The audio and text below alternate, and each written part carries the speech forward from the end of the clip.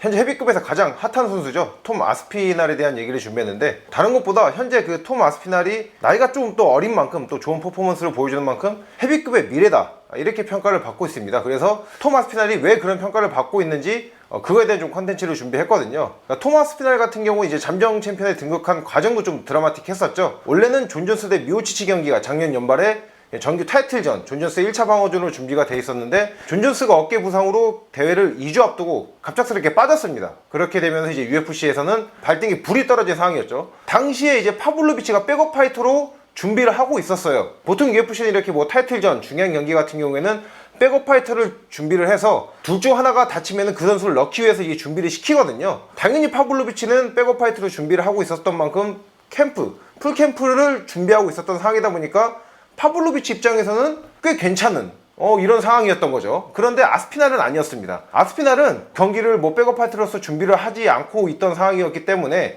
경기를 수락하면은 바로 2주 뒤에, 당시 파블로비치가 6연속 1라운드 KO 행진, 고공 행진 중이었거든요. 당시 기준으로 현재 MMA에서 가장 위험한 사나이라고 평가를 받는 파블로비치랑 2주 뒤에 경기를 해야 되는 상황이었던 겁니다. 당연히 아스피날은 좀 고민을 했겠죠. 하지만 아스피날은 승낙을 했고, 그런데 승낙을 했다고 하더라도 사람인지라 계속 의문이 있을 수밖에 없습니다. 어느 정도였냐면은 경기 바로 직전에 들어가려고 엔트런스에서 준비를 하고 있는데, 그 상황에서도 혼자 계속 이 생각을 했다고 해요. 이게 지금 맞는 건가? 내가 지금 올라가서 얘랑 싸워야 되는 게 이게 맞는 거야? 이런 식으로 생각을 할 정도로 본인에 대한 의심도 있었고 약간 궁금증도 있었다고 하는데, 하이 리스크 하이 리턴인 법이죠. 경기에 올라서서 파블로비치를 1라운드 KO로 잡아내고 잠정 챔피언에 등극을 했었습니다. 뭐 이런 드라마틱한 내용도 있다 보니까 아스피날이 뭐 헤비급의 미래다, 이렇게 평가를 받는데, 저는 개인적으로 이 아스피날이 헤비급의 미래로 고평가받는 가장 큰 이유 중 하나가 일단은 웰라운디드 피니셔라는 그 능력입니다. 그러니까 웰라운디드 피니셔? 이 얘기를 좀 처음 들으신 분들이 많을 거예요. 저도 처음 들어요. 왜냐면 제가 만들어냈거든요. 그러니까 웰라운디드 파이터라는 얘기는 많죠. 육각형의 능력치를 갖추고 있다, 이런 얘기인데, 톰 아스피날은 일단 UFC에서 평균 파이트 시간이 2분 10초 가량 되는 기록으로 UFC 역사상 가장 짧은 파이트 시간을 보유하고 있습니다. 그만큼 뭐 피니시 능력, 화력이 뛰어나다는 걸 알 수가 있는데, 보통 이렇게 화력이 뛰어난 선수는 보통 KO 능력에 치중이 되어 있습니다. 그러니까 투기 종목에서 헤비급이 뭐 신이 되는 체급이다, 이렇게 평가를 받으면서 많은 인기를 끄는 이유가, 헤비급 같은 경우에는 타 체급에서 보기 힘든 호키하고 장키한 기술이 많이 나오기 때문에 그런 평가를 받는 거거든요. 특히 뭐 복싱이나 MMA 같은 경우에는 격투기의 꽃이라고 평가를 받는 KO가 많이 나와서 그런 건데, 당연히 아스피날도 KO 능력이 좋죠. 그런데 아스피날이 서브미션 능력도 좋습니다. 그러니까 아스피날의 그 UFC 그 승리 기록을 보면은 7승을 가지고 있고, 7승 중에 가장 높은 승리 비율을 차지하고 있는 게 KO입니다. 뭐 5번의 KO, 2번의 서브미션, 이렇게 해서 기록만 놓고 보면은 뭐 화력에 KO 능력에 치중이 되어 있는 거 아니냐 생각하실 수가 있는데, 서브미션 능력도 굉장히 뛰어납니다. 그러니까 세부 기록을 살펴보시면 이걸 명확히 알 수가 있어요. 15분당 서브미션 시도 비율이 2개 가까운 기록을 가지고 있으면서 UFC 헤비급 역사상 가장 높은 서브미션 시도 기록을 가지고 있습니다.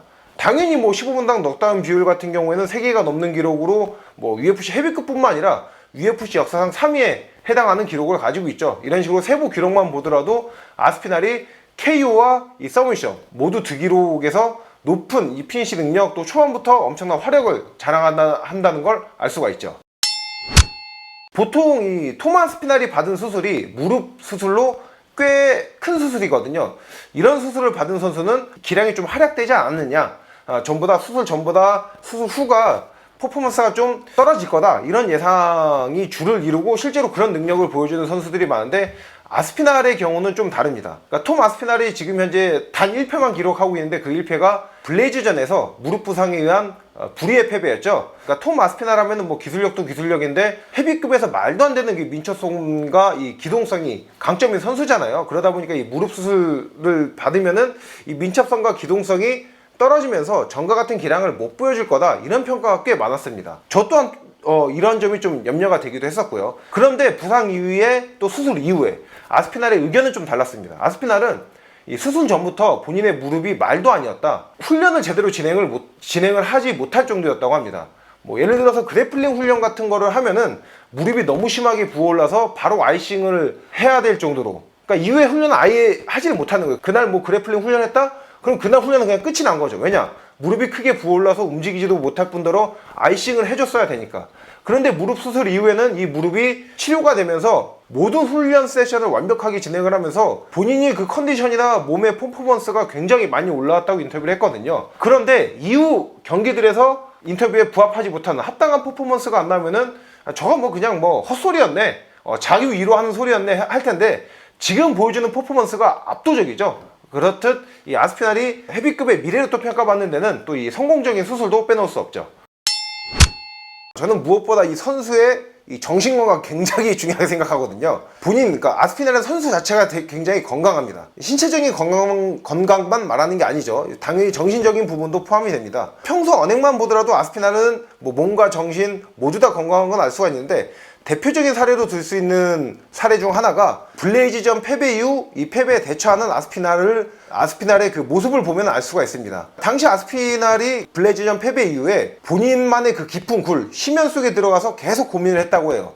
이게 지금 내가 맞는 건가? 그러니까 패배를 하다 보니까 본인의 운동법부터 해서 많은 것에 대한 의문이 들었겠죠. 근데 당시에 아스피날이 먹고 싶은 것도 편하게 먹고 술도 좀 즐겨 했다고 합니다. 그런데 본인의 그런 모습을 돌아봤을 때 내가 뭐 챔피언이 되고 말고를 떠나서 내가 이 운동을 그만둘 때 내가 지금 이런 식으로 운동을 하는 게 후회에 남을 것 같다는 생각이 들었다고 해요. 그래서 그래, 식단 관리도 철저히 하고 술도 먹지 말고 챔피언이 되든 말든 내가 성공한 선수가 되든 말든 끝까지 한번 해보자. 이러면 내가 그만두더라도 후회는 남지 않을 것 아니냐, 이런 생각을 해서 식단 관리도 철저히 하고 술도 끊었다고 합니다. 그러면서 잠정 챔피언까지 올라서게 된 거죠. 블레이즈전 패배가 아스피날의 그 무릎 부상 때문에 불의의 패배를 당한 거잖아요. 본인 실력적으로 진 게 아니에요. 이런 패배 같은 경우에는 선수가 그 패배에 대한 문제를 본인 자신에게서 찾는 게 아니라 보통 뭐 주변 상황, 주변에서 찾으면서 그 책임을 전가하기 마련이거든요. 그러면서 깊은 수렁에 빠지는 선수들도 꽤 많은데, 아스피날 같은 경우에는 부상으로 인한 불의의 패배였음에도 불구하고 패배의 문제를 본인에게 찾고 이거를 수정해서 더 나은 선수로 발전을 한 거죠.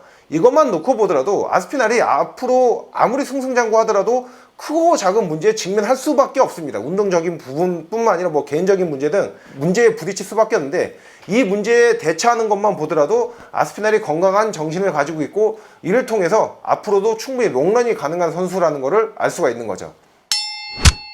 93년생으로 올해 31살입니다. 그러면은 뭐 헤비급에서는 궤도에 올랐다 이게 아니라 거의 신성축에 속하는 나이에요. 워낙 헤비급 같은 경우에는 골물 현상이 심한 체급이다 보니까 31살이면은 젊은이 축에 속하거든요. 그리고 타고난 신체 능력도 있는데 자기 관리까지 있습니다. 대표적으로 뭐 축구에는 크리스티아노 호날두, 농구에는 르브론 제임스와 같은 선수들이 신체 능력도 타고나는데 꾸준한 자기 관리를 통해서 오랜 기간 동안 톱클래스 이 레벨을 보이는 선수들이 많잖아요. 근데 또 호날두랑은 다른 게 인성은 확실히 아스피날이 난 것 같기도 하고요. 난 것 같기도 한 게 아니라 낫죠. 네, 아스피날이 낫기 때문에 본인의 여러 가지 뭐 능력뿐만 아니라 성품, 또 이 정신력까지 타고났기 때문에 저는 본인이 관리만 잘하면은 뭐 한 40살까지도 탑 레벨에서 경쟁을 할 수 있다고 생각합니다. 근데 뭐 가장 염려되는 거는 아무리 성공적으로 수술을 마쳤다고 하더라도 120kg에 가까운 과환이 이 정도로 빠르게 움직이면은 부상이 염려 달래야 될 수밖에 없어요. 그렇기 때문에 저는 이 점만 관리가 잘 되면은 충분히 롱런이 가능하다, 헤비급 미래가 확실하다, 이렇게 생각을 합니다. 그래서 오늘은 이 톰 아스피날 왜 헤비급의 미래로 평가를 받는지 이것에 대한 컨텐츠를 준비해 봤고요. 다음 시간에도 유익한 내용으로 찾아뵙도록 하겠습니다. 렛츠 댄스!